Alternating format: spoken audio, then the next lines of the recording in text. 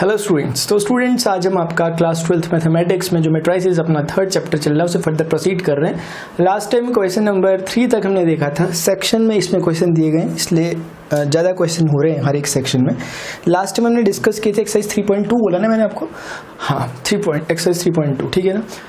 आज हम आगे देख रहे हैं क्वेश्चन नंबर कहाँ से है, 4th से, ठीक है ना। बेसिक अलजेब्रा मैट्रिसेस का इसमें आपको सिखाया जा रहा है, उसी को हम कर रहे हैं। देखिए क्वेश्चन क्या लिखा हुआ है, if a is equal to this, b is equal to this and c is equal to this, then compute a plus b and b minus c, then also verify that this. इसको verify करना है, लेकिन उससे पहले आपको इसे calculate करना है। तो समझ में आ रहा है कि इसे कैलकुलेट क्यों करवाया जा रहा होगा। वेरीफाई करने का मतलब है कि इस तरफ लेफ्ट हैंड साइड को कैलकुलेट करो, राइट हैंड साइड को कैलकुलेट करो और चेक करो इक्वल आ रहे कि नहीं आ रहे। वो हम कर लेंगे कैलकुलेट, क्योंकि मैट्रिसेस को ऐड और सब्ट्रैक्ट करना हमें आता है। और बहुत अच्छी बात है कि ये पहले कैलकुलेट करा दिया जा रहा है। a प्लस बी अगर आपने पहले से कैलकुलेट किया रहेगा तो ये हमारे लिए सही हो जाएगा। b माइनस सी पहले से कैलकुलेट किया रहेगा तो हमारे लिए सही हो जाएगा। तो इसीलिए कैलकुलेशन उतने ही लिमिटेड कैलकुलेशन में हमसे 2 क्वेश्चन पूछ रहे हैं, अच्छी बात है, ठीक है ना। तो हम सबसे पहले हमें क्या फाइंड करना है, ये कि a प्लस बी कितना होगा वो निकाल लेते हैं। फटाफट निकाल लें क्या। a प्लस बी में आप सभी जानते हैं, डायरेक्ट कर रहा हूँ, a ये है b ये है ना। ऐड कैसे करते हैं, कोरस्पॉन्डिंग टू कोरस्पॉन्डिंग। इसका फर्स्ट रो का फर्स्ट एलिमेंट, उसके फर्स्ट रो के फर्स्ट एलिमेंट, इसका फर्स्ट रो का फर्स्ट रो सेकंड कॉलम, इसके फर्स्ट रो सेकंड कॉलम के साथ ऐड होगा। उस चीज को अगर हम करते हुए चलें आगे तो हम देखेंगे 1 + 3 सीधे लिख देता हूँ, 4 होता है। 2 + -1 यानी कि +1 हो गया, 2 - 1, -3 + 2 is what, -1, 5 + 4 is 9, 0 + 2 is 2, 2 + 5 is 7, 1 + 2 is 3, -1 + 0 is -1, 1 + 3 is 4। Correct है। a प्लस बी हमने कैलकुलेट कर लिया। Now it's turn of b minus C. b minus C को हम कैलकुलेट कर रहे हैं। b माइनस सी का मतलब इसमें से उसको माइनस कर दो, इजी है ना, तो बहुत इजी है, हम कर सकते हैं इजीली।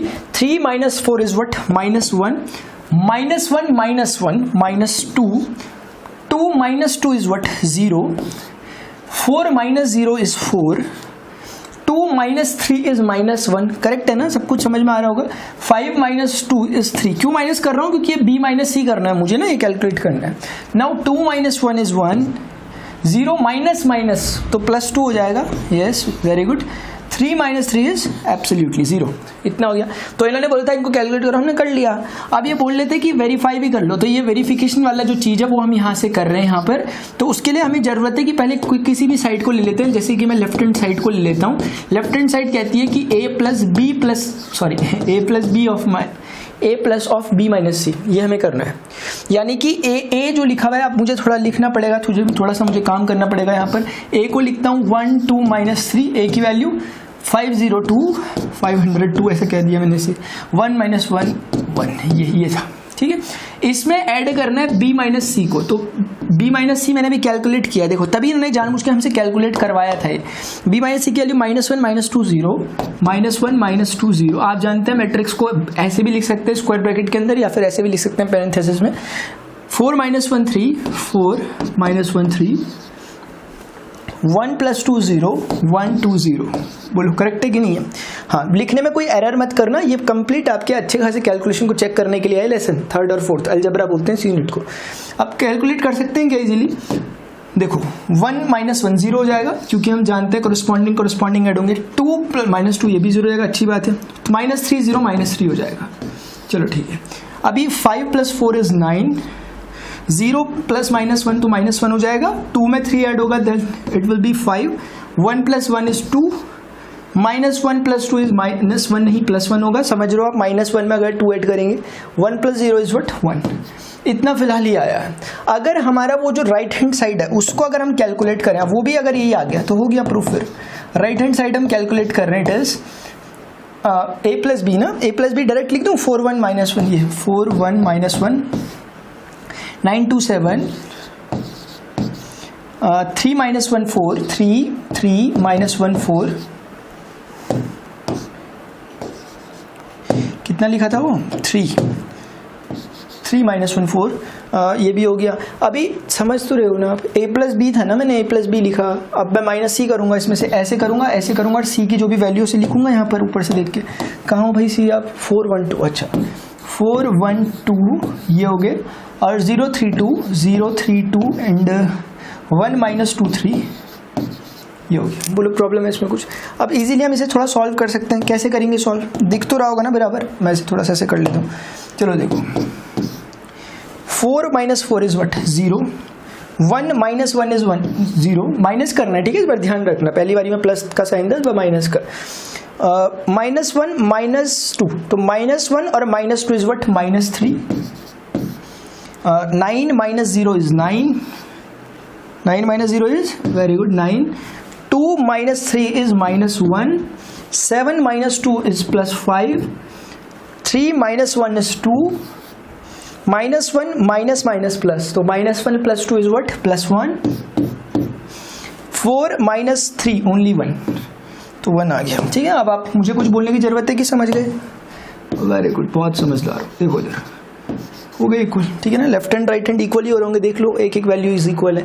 ठीक है, हर वैल्यू, हर एलिमेंट इक्वल होना चाहिए। गलती से कोई एक भी अगर अनइक्वल हो रहा है, आपका कैलकुलेशन एरर टाइप का कुछ हो गया होगा, समझ जाना इस बात को। चलो ठीक है, फिलहाल मुझे लगता है कि हमारा ये दिख रहा है आपको, बस ये एक छोटा सा हमने इसको वेरिफिकेशन दे दिया इसको, बस ये था। आगे बढ़ते हैं, ठीक है। If a is equal to this and b is equal to this, then we have to calculate 3a - 5b। कुछ भी मुश्किल नहीं है, 3a - 5b अगर हमें कैलकुलेट करना है तो चलो मैं आपको ना थोड़ा सा सिंपल वे में बताता हूँ। 3a कैलकुलेट कर लो पहले। 3a का मतलब इस मैट्रिक्स के हर एलिमेंट को 3 से मल्टीप्लाई करना है। आप समझें इस रूल को, बार बार ये यूज हो रहा है। 3 से इस तरफ अगर मल्टीप्लाई करेंगे, इस तरफ भी होगा, इस तरफ के हर एक एलिमेंट के साथ 3 से मल्टीप्लाई होगा। इसको अगर 3 से मल्टीप्लाई करूंगा, डिवाइड का 3 कट कर देगा, 2 बचेगा। इसको 3 से मल्टीप्लाई कर दूंगा, 3 1 3 हो जाएगा। 3 से मल्टीप्लाई करूंगा ना अगर, तो 3 कट जाएंगे, 5 बचेगा। समझ लो, 3 से अगर मैं 5/3 को मल्टीप्लाई करूंगा तो 5 बचेगा। उस तरह से करा मैंने, ठीक है। चलो देखो, अगर मैं 3 से इसको मल्टीप्लाई करूंगा, ओनली 1, क्योंकि 3 से कट जाएगा, 3 से ये 2 हो जाएगा, 3 से 4 हो जाएगा। समझ रहे हैं, वेरी गुड। 7 हो जाएगा, 3 2 6 हो जाएगा। 3 2 कितना होता है? 6, और 3 से ये ओनली 2 हो जाएगा। आप समझ गए, 3 से मैंने मल्टीप्लाई किया। सिमिलरली मुझे 5 भी चाहिए, डायरेक्ट भी कर सकते हैं एक लाइन में, लेकिन ऐसे भी ठीक है, कोई दिक्कत नहीं। 5 से देखोगे मल्टीप्लाई तो 2, क्योंकि 5 से वो 5 कट जाएगा, वो कट जाएगा। 5 से ओनली 3 बचेगा। 5 1 5 होता है। 5 से फिर वो 1 बचेगा ओनली, 5 2, फिर 2 बचेगा, 5 कैंसिल हो जाएगा, 4 बचेगा। समझ रहे हो, सब 5 से कट हो जा रहे हैं, ठीक है ना। हाँ, तो वही आ जा रहा है। यहाँ भी तीनों कट हो रहे हैं, सीधे दिख रहा है 7, वो 6 और वो 2, सीधे सीधे 5 सभी के कैंसिल हो गए। तो बहुत सिंपल सा एक हमारे पास बना, ठीक है। ये देख लो, ये हमें क्या करना है, हमें 3a - 5b, आप चाहो तो इसे इक्वेशन 1 टाइप का या 2 टाइप का कुछ कह दो, प्रोफेशनल लगेगा, ठीक है ना। 1 - 2 बोल दो। 3a - 4, आप क्या कैलकुलेट कर रहे हो ऐसे में? 3a - 5b, जब आप इक्वेशन 1 में से 2 को माइनस कर रहे हैं तो, ठीक है ना। आप कर लो, बस वही करना है ना। हाँ, 2 - 2 इज 0। समझ लो, डायरेक्ट कर रहा हूँ मैं, समझ गए, वेरी गुड, है ना। कोरस्पॉन्डिंग से कोरस्पॉन्डिंग को माइनस करोगे ना, 2 उसका फर्स्ट का फर्स्ट है, 3 में से 3 जाएगा 0। अरे तो सीधे एक बहुत अच्छी बात देख रहे, देखो पूरा एक जैसा है, पूरा एक ही जैसा तो है ना। सीधे 0 लिख देते हैं, क्यों इतनी मेहनत करें, दिख रहा है सब कुछ, ठीक है ना। बेसिकली ये 0 मैट्रिक्स आ गई एक 3 × 3 के ऑर्डर की, ठीक है ना। तो इसका आंसर ये है, आपके सामने रखा हुआ है, ठीक है ना। चलो आगे बढ़ लें, बहुत सी इजी क्वेश्चन था। सिंप्लीफाई, इसको सिंप्लीफाई करना है। और आप देख सकते हो कि जब इसको सिंप्लीफाई करना है, कोई टर्म मल्टीप्लाई हो रहा है जब मैट्रिक्स से, तो हम जानते हैं वो मैट्रिक्स के हर एलिमेंट के साथ मल्टीप्लाई होता है। इसलिए cos थीटा से cos स्क्वायर थीटा हो जाएगा। cos थीटा जब sin थीटा से मल्टीप्लाई होगा, then it will be sin theta cos theta. cos theta जब इससे मल्टीप्लाई होगा, then minus sin theta cos theta, क्योंकि वो माइनस sin थीटा था, उससे cos थीटा मल्टीप्लाई होकर ऐसा दिखेगा। cos थीटा उससे मल्टीप्लाई होगा cos स्क्वायर थीटा। ये बेसिक रूल है, आपको वही सिखाया जा रहा है ना। क्वेश्चन में आपको मेन बात ही ये सिखाई जा रही है, ताकि बिल्कुल डाइजेस्ट हो जाए ढंग से ये बात, कि मल्टीप्लाई होकर हर एक एलिमेंट के साथ मल्टीप्लाई होता है। प्लस कर जब इसे सॉल्व करना है, sin theta into sin theta sin square theta. sin theta उससे मल्टीप्लाई होगा तो माइनस का sin थीटा cos थीटा आ जाएगा। और यहाँ पर जब sin थीटा cos से मल्टीप्लाई होगा तो sin थीटा cos थीटा हो जाएगा। और यहाँ पर जब sin थीटा से मल्टीप्लाई होगा sin स्क्वायर थीटा। ऐड करना है तो कोरस्पॉन्डिंग के साथ आप करेंगे, तो आप बोलोगे cos square theta plus sin square theta, corresponding to corresponding ये बनेगा। यहाँ से आप देखोगे sin थीटा cos थीटा ये था, इसके साथ minus sin theta cos theta add हो रहा है, ध्यान से देख लो है। अगर cos थीटा अगर ये ऐसे होता cos थीटा sin थीटा एक ही बात है, समझ लो ना। हाँ समझ गए आप। यहाँ क्या बचा हुआ है, minus sin theta cos theta, ये कहना चाह रहा था मैं। देखो थोड़ा सा कंफ्यूज तो नहीं हो जाओगे?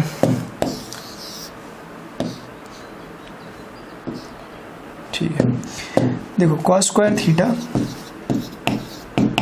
Plus sine square theta. अब आप इजीली समझ पा रहे होंगे कि ये जो चीज़ है cos square theta plus sine square theta, हम सभी जानते हैं कि 1 होता है, इसलिए ये चीज़ तो 1 हो गई, और ये sine theta cos theta with sine negative, तो ये 0 हो जाएगा, सेम चीज़ 0 हो गया। और आप समझ पा रहे होगे कि ये sine theta cos theta negative का, ये भी वही है, sign theta cos theta cancel, 0 हो जाएंगे, है ना, क्योंकि 2 इंटू 3 बोलो या 3 इंटू 2 बोलो एक ही बात है, कॉस थीटा साइन थीटा बोलो या साइन थीटा कॉस थीटा बोलो एक ही बात है, cos square plus sine square 1 हो जाएगा, ये 0 हो गया। हाँ, इस बार जो हमारा आंसर है एक आइडेंटिटी मैट्रिक्स है, आइडेंटिटी मैट्रिक्स ऑफ ऑर्डर 2, ठीक है ना। तो आपने देख लिया ये क्वेश्चन, ठीक है, पूछ लिया जाता है 1 मार्कर में, पूछ लिया जाता है अक्सर 1 मार्कर में examination point of view. Find x and y if दो कंडीशंस आपको दी गई है, x plus y is equal to this, x minus y is equal to this, दो अलग अलग क्वेश्चन है, ठीक है ना। Find x and y if this condition is valid, ये जो दे रखी है एक्स और वाई में इक्वेशन। फिर नेक्स्ट क्वेश्चन है ये दूसरा वाला, यानी कि जब हमें ऊपर वाली कंडीशन दी गई है कि if x plus y is equal to 7025 ये, and x minus y equal to 3003 ऐसे दिया हुआ है, तो हमें ये पार्ट 1 है इसका, हमें यहाँ पर कैलकुलेट करना है एक्स और वाई को। बहुत सिंपल क्वेश्चन है, हमें एक्स वाई निकालना है, वही सब्स्टिट्यूशन मेथड का इस्तेमाल आप कर सकते हैं, चाहे तो आप एलिमिनेशन का भी इस्तेमाल कर सकते हैं। सब्स्टिट्यूशन में ऐसे कहना चाह रहा हूँ कि आप ऐसा कर सकते हो कि एक्स की वैल्यू यहाँ से निकाल कर जो भी आएगी ये चीज़ प्लस वाई ऊपर डाल दो, फिर वो वाई बाई टू, एक तरीका है कहने का मतलब है वाला भी, और दूसरा तरीका सिंपल एलिमिनेशन वाला है, एलिमिनेशन से भी आप कर सकते हैं। मुझे मन कर रहा है कि मैं आपको एक बार बता दूं मैं कहना क्या चाह रहा था। देखिए मैं ये कहना चाह रहा था कि x की वैल्यू यहाँ से निकाल दो,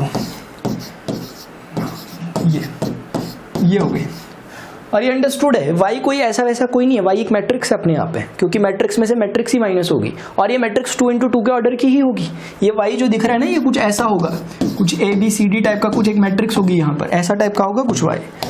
तो अगर x ही होगा, आप इसको यहाँ से यहाँ सब्सटीट्यूट कर दो, तो आप देखोगे कि 7205 ये हो गया, और माइनस y है ना, ये तो आपने उसकी वैल्यू लिखी जो x की थी, और ये माइनस y, ये 3003, फिर आप क्या बोलोगे 7025 जो है उसको ऐसे ही रहने दो, minus y minus minus 2y को उधर ले गया मैं, तो वो प्लस का 2y हो गया, इस चीज़ को इधर ले आया मैं, तो 3003 हो गया।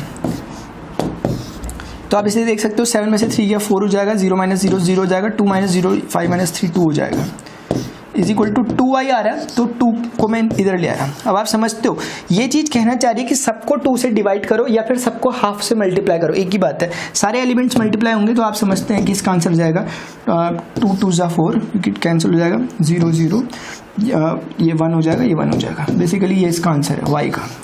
अब y एक बार जब निकल गया, आप वहाँ डालकर x को निकाल सकते हो आसानी से कि x is equal to 7025 minus y आपका जो निकला फिलहाल 2011 आपने ये देखा, 7 माइनस 2 5 हो गया, 0 माइनस 0 0 हो गया, 2 माइनस 1 2 हो गया, 5 माइनस 1 4 हो गया, आपका ये x निकल गया।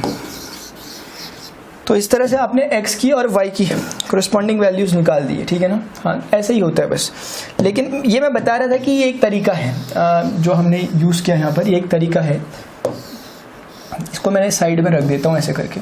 ये असल में आपको समझा रहा है कि ये सब्स्टिट्यूशन मेथड था बेसिकली जो हम क्लास 10th में इस्तेमाल करते हैं, लेकिन उससे ज़्यादा बेहतर एलिमिनेशन मेथड लग रहा है। करने वाले ऐसे भी करें, कोई प्रॉब्लम नहीं है, लेकिन लगता है कि एलिमिनेशन मेथड ज़्यादा बेहतर रहेगा। इक्वेशन 1 मानकर इक्वेशन 2 मानकर अगर दोनों को ऐड कर दोगे तो आप देखोगे कि y और नेगेटिव y आपस में कैंसिल हो जाएंगे जब आप प्लस करोगे। आप पर डिपेंड करता है कि आप माइनस करो या प्लस करो, वो एक सिंपल मैथमेटिक्स हम जानते हैं, linear equation 2 variable class 10th में पढ़ा था हमने, अपनी मर्जी जैसे सॉल्व करने दो। तो मुझे लगता है कि ऐड करता हूँ, ऐड करने से क्या होगा ना, ऐड करने से प्लस माइनस माइनस का साइन आएगा इसमें, और फिर वो कैंसिल हो जाएगा, 0 हो जाएगा। मैं ऐड करने को फेवर कर रहा हूँ, ऐड करोगे तो y गायब होगा, सब्ट्रैक्ट करोगे तो x गायब होगा, बाकी आपकी मर्जी। मैं ऐड कर रहा हूँ, तो 7 3 10 हो जाएगा, इसमें 0 0 0 हो जाएगा, कोरिस्पॉन्डिंग एलिमेंट जोड़ रहा हूँ, 2 0 2 हो जाएगा, 5 3 8 हो जाएगा। यहाँ ये बचा, y gets cancel of, 2x बचा, तो x कितना निकल जाएगा, 2 से डिवाइड होगा, 2 5 ज़ा 0, 2 1 ज़ा 2 4 ज़ा। हमने भी x कैलकुलेट किया था, कितना आया था वो 5024, ओह 5024 आया था ना। वहाँ पर मैंने एक एरर किया क्या, देखो x जब मैंने कैलकुलेट किया 2 - 1 कितना होता है, 1 होता है। 2 - 1 1 होता है। ठीक है स्टूडेंट, यहाँ पे मैंने गलती से गलत लिख दिया था, आप ना करें ऐसी गलती।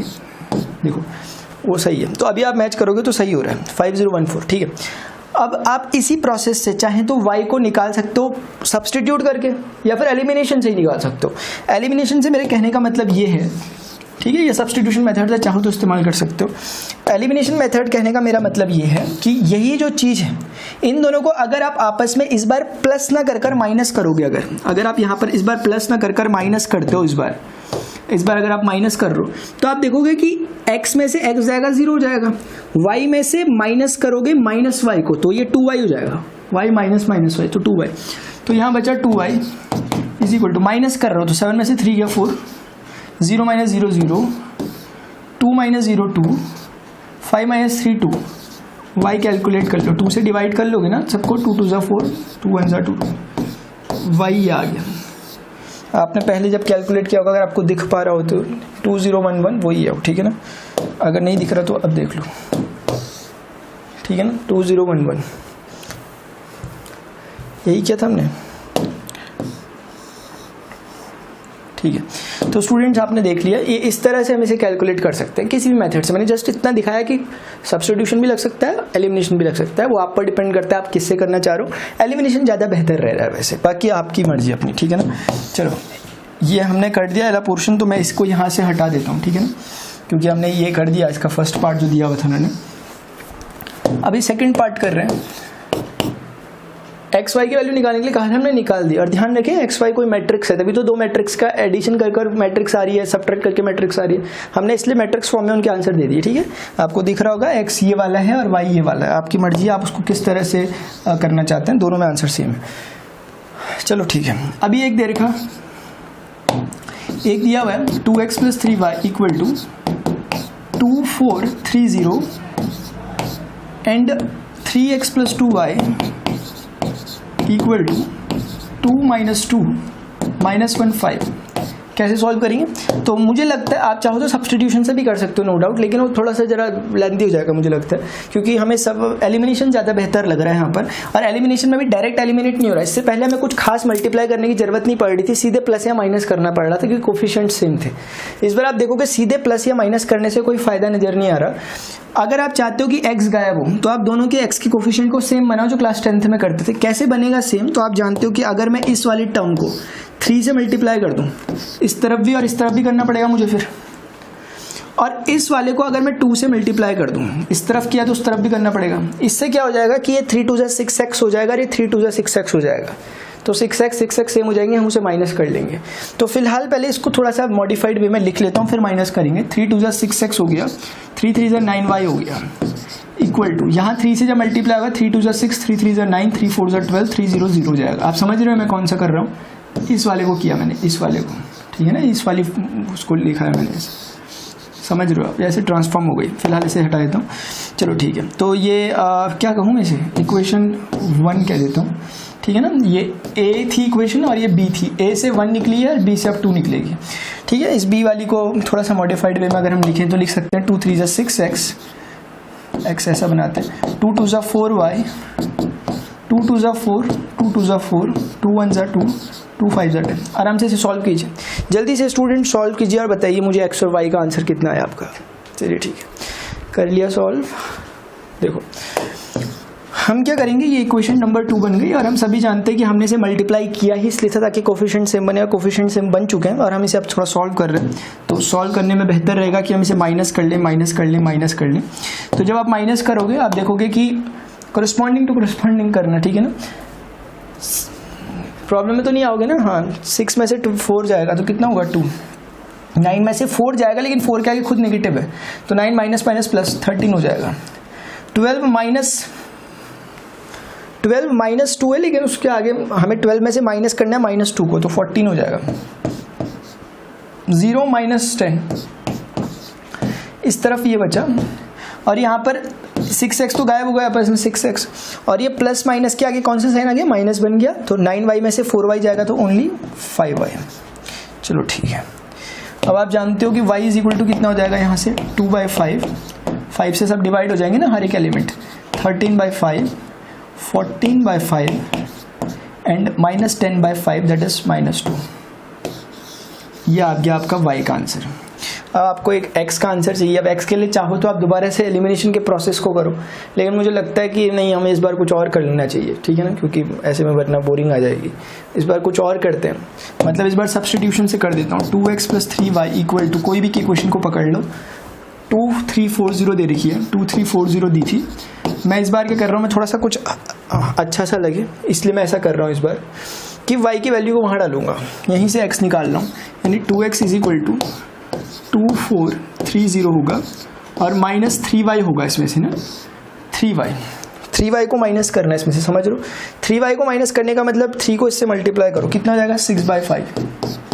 3 को जब इससे मल्टीप्लाई करेंगे 39/5। 3 को जब इससे मल्टीप्लाई करेंगे 42/5। 3 को जब इससे मल्टीप्लाई करेंगे -6। ठीक है, वो बहुत सिंपल है। तो आप देखोगे हमें सिंपल माइनस करना है। 2x = हो गया 2 में से -6/5, चलो मैं आपके लिए ऐसा लिख लेता हूँ, ये होगा 3 में से 39/5 माइनस हो रहा है, ऐसे लिख लेता हूँ। 4 में से 42/5 माइनस हो रहा है, ऐसे लिख लेता हूँ। और 0 में से माइनस हो रहा है -6, तो ऐसे लिख लेता हूँ। ठीक है, अब सिंपल सॉल्व है, सॉल्यूशन इसका कर रहे हैं हम। 5 2 = 10, 10 - 6 = 4/5। 5 3 = 15, 15 - 39 कितना होगा, 9 में से 5 गया 4 होगा, और 3 - 2 इतना ही होगा क्या, हाँ इतना ही होगा, हाँ ठीक है। और इसके अपॉन में 5 आ जाएगा, और ये हो जाएगा 5 4 = 20 -22/5 हो जाएगा ये, और ये वाला 6 हो जाएगा ओनली। और आप जब इसे फर्दर सॉल्व करोगे, क्योंकि हमें सिर्फ x की ज़रूरत है, 2 से डिवाइड कर देंगे तो ये 2 2 समझ रहे हो आप। 4/5 का जब 2 से डिवाइड करोगे, क्योंकि 2 नीचे आएगा ना, 2 2 कर देगा उसे, ये 12/5 हो जाएगा। 2 से डिवाइड कर रहा हूँ मैं, ध्यान रखना, 2x था अब x आ रहा है, ये -11/5 हो जाएगा, और ये ओनली 3 हो जाएगा। और आपने इस तरह से देख लिया कि हमने x को भी कैलकुलेट कर लिया। आप फाइनली क्रॉस चेक भी कर सकते हो, वैसे कोई खास ज़रूरत है नहीं क्रॉस चेक करने की, और ना ही अपने पास इतना टाइम होगा। पहला ही कैलकुलेशन थोड़ा ध्यान से करना, टाइम मिलता है तो कभी कर लेना क्रॉस चेक जब एग्जाम में बैठे हो तो। इसलिए ध्यान रखा करो, पहले से ही बहुत अच्छे तरीके से करना, ताकि गलती के चांसेस ना हो। ये हमने कर दिया, y निकल गया, x से निकल गया, यही चाहिए था। ये सेकंड पार्ट हो गया, और वो वहाँ कहीं पे हमने फर्स्ट पार्ट किया था उसका। ठीक है, तो स्टूडेंट इस तरह से हमने इसके ये जो 3 पॉइंट एक्सरसाइज 3.2 थी, इसके क्वेश्चन नंबर 7 तक हमने देख लिया। थोड़ा सा कैलकुलेशन जरूर है यहाँ पर, लेकिन वो बहुत ज़रूरी है, ठीक है ना, इसलिए आपको उसे करना चाहिए ताकि आगे पर आपको कैलकुलेशन का इशू ना आए। ठीक है ना स्टूडेंट्स, अगर आपको लेक्चर इन्फॉर्मेटिव लगा, जरूर इस वीडियो लेक्चर को लाइक करें। अदर नीड स्टूडेंट्स के साथ जरूर आपने इसे शेयर करना है। जो भी प्रॉब्लम हो उसे कमेंट सेक्शन में लिखें। इस वीडियो के डिस्क्रिप्शन में पूरे लिंक दिए हुए हैं हर प्लेलिस्ट के अंदर, मतलब हर चैप्टर के अंदर आपके फिर वीडियोस है, ठीक है ना, एक्सरसाइज वाइज सॉल्यूशन। तो आपको किसी भी में भी प्रॉब्लम होती है आगे तक, पूरी बुक में, आपकी 12th की फर्स्ट बुक में, सेकंड बुक में, calculus, 3 dimension geometry, vector, probability, कुछ भी आप उसमें जाकर देख सकते हैं। स्टूडेंट्स फिलहाल अभी के लिए इतना ही, मिलता हूँ अपने नेक्स्ट लेक्चर में। Till then goodbye, see you, take care.